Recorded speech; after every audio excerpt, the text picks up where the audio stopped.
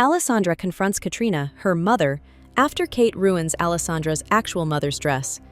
Alessandra, enjoying Katrina's annoyance, asserts her dominance and reminds Katrina of Kate's transgression. Alessandra then stops Katrina from striking her, declaring an end to being her punching bag and twisting Katrina's hand. Pushed to her limit, Alessandra reveals her struggle with dark thoughts, warning Katrina of potential madness. Alessandra leaves Katrina with a chilling ultimatum. As she walks away, she's suddenly overcome by pain and a flood of negative thoughts. Will Alessandra succumb to the darkness, or can she stay true to herself?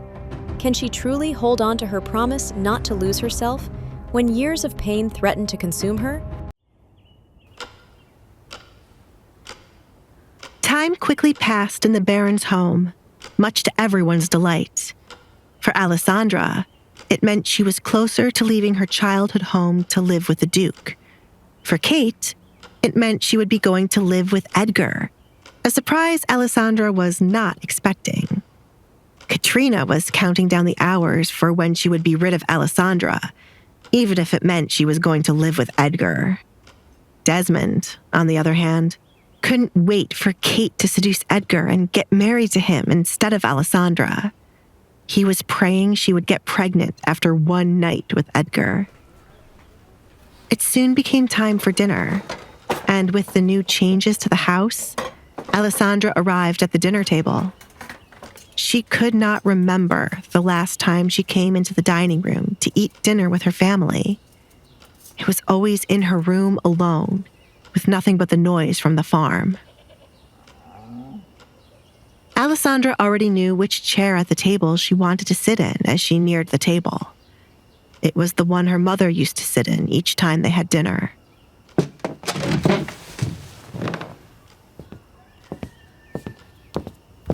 Alessandra? The butler, James, stopped in his tracks as he entered the dining room to find Alessandra sitting at the head of the table. In his absence, he learned that Alessandra had been proposed to by the Duke, and now she was able to roam around the home as she pleased. Even though Alessandra was engaged to the Duke, James knew Katrina wouldn't be happy to see Alessandra sitting there, so he proceeded to make her move. My lady, it would be best for you to sit elsewhere. Perhaps here. He approached the table to pull out another chair. Alessandra looked up at the butler and the seat he was holding out for her. I prefer the one I am in. Why do you think I sat here? But I am not moving. Alessandra stood firm on where she wanted to sit. You should finish setting the table before the others arrive, rather than wasting my time. James was at a loss for words, with Alessandra not moving. It was already odd enough for her to be seated at the table, but now the way she acted was different. Katrina will not allow you to sit there. He switched his tone to something more gentle. He was merely looking out for Alessandra. I have a feeling she won't mind. Can I get a glass of water when you go back to the kitchen? The pitchers here are empty. Alessandra was parched after spending the remainder of the day cleaning out her bedroom to get rid of the stench from the dead kitten and starting to pack up her belongings. Due to her not owning many things, by tomorrow morning she would be finished with her packing. James placed down the last utensils on the table and straightened them out. He made sure each time the family gathered to eat, the table would be pure perfection. I will bring a pitcher for you, Alessandra. He bowed, then left. Alessandra tapped her finger on the table to pass the time. Sitting at the table did not feel as good as it once did. Then she started to wonder, was sitting at the table ever a good experience? She enjoyed her time with her mother while they ate, but eventually, her parents would start to argue. It was not as good as she believed it to be as a child, now that she was older. This house has always been toxic, but as a child, I thought that was what happiness meant, Alessandra muttered, leaning back in her chair as her past memories became depressing.